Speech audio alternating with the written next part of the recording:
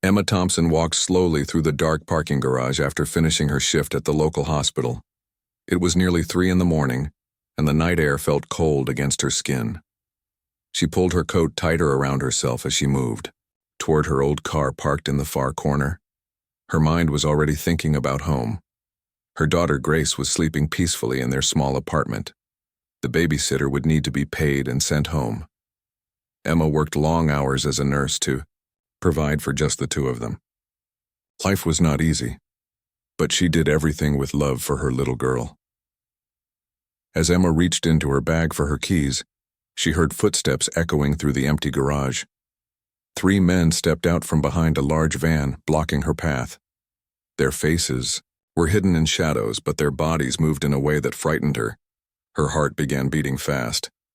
"Give us your bag, lady," the tallest man demanded. His voice was rough and full of anger. The other 2 spread out, surrounding her from both sides. Emma's mind raced with thoughts of Grace. What would happen to her daughter if something happened to Emma tonight? The image of Grace's sleeping face filled her thoughts, giving her strength. She did not know she had. Something changed in Emma's body. Her fear transformed into determination. Old training from many years ago began awakening in her muscles. Before becoming a single mother and a nurse, Emma had lived a very different life. She had been a member of the Royal Navy's elite special boat service. This was something she never told anyone, not even Grace. The first man stepped closer, reaching for her bag. Emma moved without thinking. Years of intensive training took control. Her body remembered what her mind had tried to forget. She was no longer just a tired nurse fighting to survive. She was a trained warrior protecting her child. The second man tried to grab her from behind. Emma spun around with fluid grace, her movements precise and controlled. The third man pulled out a pocket knife, but Emma was already moving. She disarmed him quickly, the knife falling harmlessly to the ground. The 3 attackers looked at each other, suddenly understanding they had made a terrible mistake. This was not just any exhausted hospital worker. This was someone who knew how to fight, someone who was dangerous. Emma breathed heavily but remained ready. Her past life as a Navy SEAL had returned to save her and, most importantly, to protect her ability to care for Grace. She would not let anything stop her from returning home to her daughter. The men backed away, holding their arms where Emma had struck them. They had not expected to meet someone like her in this quiet parking garage. As they stumbled away, Emma allowed herself a small smile. She had protected herself without causing serious harm to anyone. That was important to her. Standing alone in the garage, Emma felt something she had not experienced in years. Pride in her abilities mixed with relief that she could still protect herself and, by extension, protect Grace. She picked up her dropped bag and car keys, taking a deep breath to calm herself before driving home to her sleeping daughter. The end Emma drove through the empty streets toward her home, her hand still trembling slightly on the steering wheel. She kept replaying what had just happened in her mind. Those 3 men had chosen the wrong person to attack tonight. She was grateful that her old skills had returned when she needed them most. As she pulled into her street, Emma noticed her neighbor Mrs. Wilkins walking her small dog, even at this late hour. The older woman waved, and Emma waved back, trying to look normal. She parked her old car in its usual spot and walked up the stairs to her apartment door. Inside, the babysitter Hannah was watching television quietly. The young college student looked up with surprise. "Emma, you're back early. Is everything all right? You look pale." "Everything's fine," Emma said gently. "Just tired from my shift. Thank you for staying late." She paid Hannah extra for the long hours and walked her to the door. After Hannah left, Emma checked on Grace's bedroom. Her daughter was curled up under her blankets, hugging her favorite teddy bear. Grace's brown hair spread across the pillow like a small waterfall. Emma sat on the edge of the bed and softly touched her daughter's cheek. The little girl's peaceful breathing calmed Emma's racing heart. In her own room, Emma looked at herself in the mirror. Her green eyes still held the focused look of someone ready for combat. She had tried so hard to leave that life behind.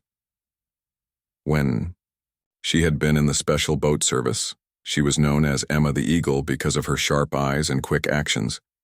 She had joined the military at 18, wanting to serve her country and prove herself.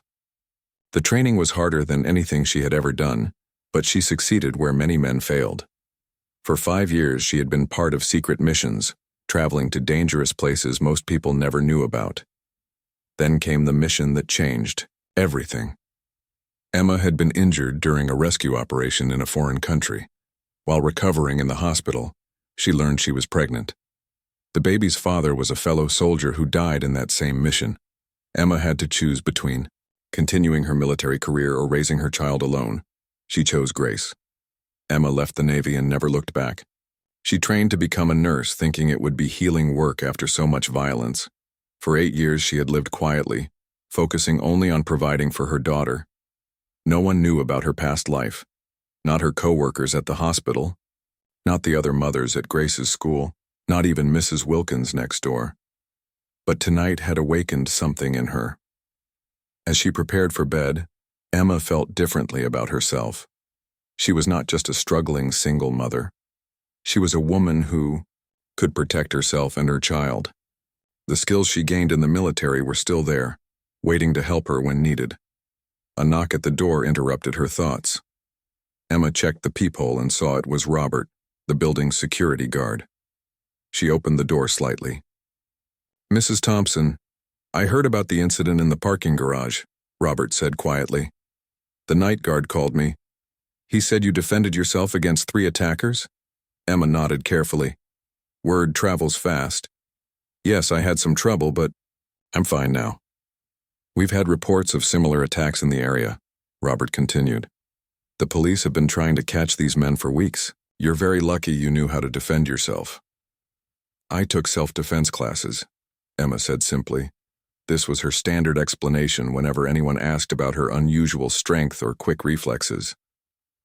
After Robert left, Emma sat at her kitchen table with a cup of tea. She wondered if she should report the attack to the police, but that might bring unwanted attention to her past. She decided to wait and see if anything else happened. The next morning, Grace woke up happy and full of energy. "Mummy, can we go to the park today?" she asked at breakfast. The little girl had no idea about the danger her mother had faced just hours before. "Of course, sweetheart," Emma said, hugging her daughter close. "We can go after you finish your cereal." At the playground, Emma watched Grace play on the swings. Other mothers chatted nearby about everyday things, their children's schools, the weather, weekend plans. Emma joined in the conversation, appearing just like any other working mother enjoying a morning with her child. But inside, Emma felt different. The attack had awakened memories and abilities she thought were buried forever. She realized that her past made her stronger, not weaker. She could protect Grace in ways that ordinary mothers could not. This knowledge gave her a new confidence that she had not felt in years. As Grace laughed on the swings, Emma smiled with determination. She was ready for whatever life might bring. Her past and present had finally come together, making her capable of facing any challenge ahead. The end later. That afternoon, Emma's phone rang while she was preparing lunch. She answered to hear a deep voice on the other end. "Is this Emma Thompson?" the man asked. "Yes, this is she. May I ask who's calling?" "My name is Detective Collins from the local police. I'd like to speak with you about what happened at the hospital parking garage last night." Emma's heart jumped. Robert must have told the police after all. "I see. What about it?" "We've had several reported attacks in that area recently. The security camera caught part of last night's incident. We're very interested in speaking with you." After agreeing to meet at the police station tomorrow, Emma hung up feeling worried. She didn't want anyone digging into her background. Her military records were classified, and she preferred to keep her past hidden. That evening, while Grace was drawing pictures at the kitchen table, someone knocked on their door. Emma opened it to find a woman about her age standing in the hallway. "Hello. I'm Margaret Walsh from apartment 4B, the woman said with a warm smile. "I heard about what happened to you last night. I wanted to make sure you were okay." "Thank you, but I'm fine," Emma replied, keeping her distance. "I admire your courage," Margaret continued. "Those attacks have made many of us afraid to work late shifts. It's good to know some of us can fight back. Emma studied the woman carefully. Something about Margaret seemed different from the other neighbors. Her posture was straight, her eyes alert, and she moved with a familiar grace. "Would you like some tea?" Emma found herself offering. As they sat in the living room, Grace showed Margaret her drawings. The little girl had drawn her favorite animals. "I used to draw like that when I was young," Margaret said softly, "before I joined the army." Emma's head snapped up. "You were in the military?" 15 years in the British Army, Margaret nodded. "Special Air Service. I recognize a fellow soldier when I see one." Emma felt her heart racing again. Margaret had noticed something in her movements during their brief interaction. There was no use pretending anymore. "Royal Navy," Emma admitted quietly, making sure Grace was focused on her coloring. "Special Boat Service. But that life ended when she was born." Margaret smiled knowingly. "It never really ends, does it? Just changes form. We become warriors for our children instead of our country." Over the next hour, the two women talked carefully, sharing snippets of their past lives. Margaret had moved to the building 6 months ago after retiring from special operations. Unlike Emma, she had no children but understood the challenges of adjusting to civilian life. "The police want to talk to me tomorrow," Emma confided. "I'm worried they'll discover too much." "I still have contacts in the police force," Margaret offered. "Would you like me to make a call just to smooth things over?" Emma hesitated but finally nodded. Having an ally in this building might prove helpful. The next day, Emma met Detective Collins at the station. He was younger than she expected, with kind eyes and a professional manner. "Mrs. Thompson, we appreciate you coming in," he began. "What you did last night was remarkable. Most people would have been seriously hurt." "I got lucky," Emma said carefully. "From what the security guard described, it wasn't luck. Those men have been attacking women for months. You're the first person who successfully defended herself against all three." Emma remained quiet, waiting for his next question. "We'd like to hire you as a self-defense instructor for our community safety program," Detective Collins surprised her by saying. "We need people to teach others how to protect themselves." I'm just a nurse," Emma stammered. "A nurse who clearly has advanced training in self-defense. We can offer good pay, flexible hours that work around your job and daughter." Emma thought about the offer. It would mean extra money for Grace's future. But it also meant staying in the spotlight. "Can I think about it?" she asked. "Of course, take all the time you need." That evening, as Emma helped Grace with her homework, she realized that perhaps her past didn't have to remain hidden forever. Maybe there was a way to use her skills to help others while still protecting her daughter's privacy. The attack had been frightening, but it had also opened new doors she hadn't expected. Grace looked up from her math problems. "Mummy, you seem happier today." Emma smiled and ruffled her daughter's hair. For the first time in years, she felt that her two lives, her past as a special forces soldier and her present as a loving mother, might actually work together rather than against each other. The Emma took a week to think about Detective Collins's offer.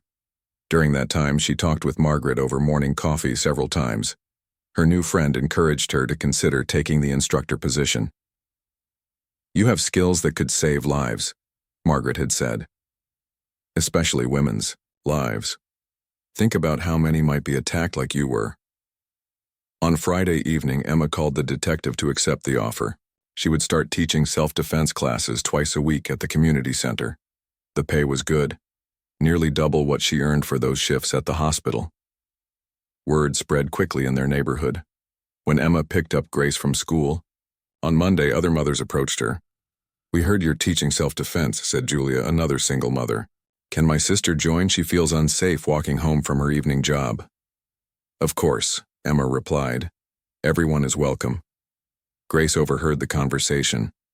"Mummy, you're teaching fighting?" Emma knelt down to her daughter's level. How could she explain this to an 8-year-old? "I'm teaching safety, sweetheart. How to protect yourself if someone tries to hurt you. Like when Tommy pushed me at lunch yesterday?" Emma's protective instincts flared. Someone pushed you? It's okay. I told the teacher, and she made him sit in timeout. That evening, Emma realized teaching Grace basic safety skills might be important too. She decided to include children's classes in her program. The first self-defense class drew 20 women of all ages. Emma felt nervous as she faced them in the community center gym. She wore comfortable clothes and tied her hair back, just like she used to for training sessions years ago. Good evening, everyone. I'm Emma Thompson, and I'm here to teach you how to protect yourselves.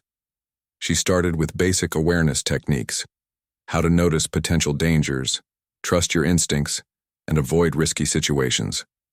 Then they moved to physical defense moves, starting with simple strikes and blocks. During the break, an older woman named Diane approached her. You move like a professional fighter. Were you in martial arts competitions? I had good training, Emma answered. Carefully. Let's focus on keeping you all safe.